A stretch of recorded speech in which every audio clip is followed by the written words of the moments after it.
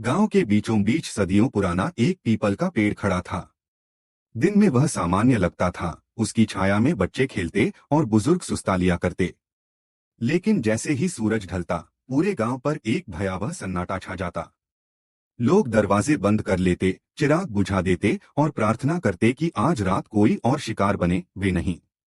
कहा जाता था कि उस पीपल पर एक भूत रहता है, कोई साधारण आत्मा नहीं, बल्कि एक रक्त पिपासु प्रेत जो हर रात एक इंसान की बलि लेता। उसकी लाल आंखें अंधेरे में अंगारों की तरह चमकतीं और उसका विकृत चेहरा देखने वाला जीवित नहीं बचता।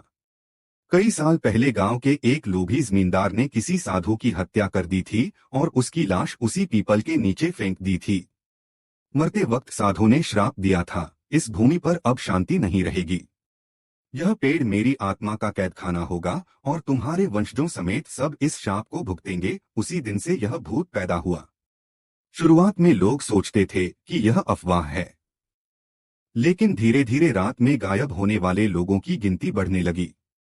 पहले पालतू जानवर, फिर बच्चे और आखिरकार बड़े बुजुर्ग, हर कोई उसकी भूख का शिकार बनने लगा। सुबह पेड़ के नीचे खून और हड्डियों के ढेर मिलते, जिससे लोगों का डर और गहरा गया। गांव के पंडित और तांत्रिक कई बार मंत्र तंत्र लेकर आए, लेकिन भूत उनसे भी खेल करता। कभी तांत्रिक की आवाज ही बंद हो जाती, कभी मंत्र पढ़ते पढ़ते वह बेहोश होकर गिर पड़ते। लोग समझ गए कि यह कोई साधारण प्रेत नहीं है। एक रात हालात इतने बिगड़ गए कि पूरा गांव दहशत में भर गया। भूत ने एक ही रात में 3 लोगों की जान ले ली। चीखें इतनी भयानक थीं कि औरतें बच्चे भी समझ गए, अब अगर रुके तो सबकी मौत तय है। उस रात किसी ने नींद नहीं की।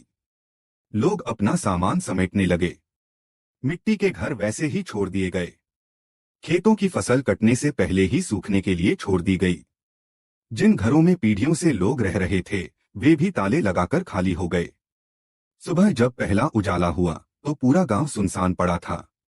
कहीं रसोई में अधपका खाना पड़ा था, कहीं दरवाजे खुले रह गए थे और कहीं झूले पर बच्चे का खिलौना यूं ही पड़ा था। लेकिन इंसानों का कोई नाम निशान नहीं था। अब उस गांव को लोग भूतगढ़ कहने लगे। राहगीर भी उस रास्ते से गुजरने से कतराते।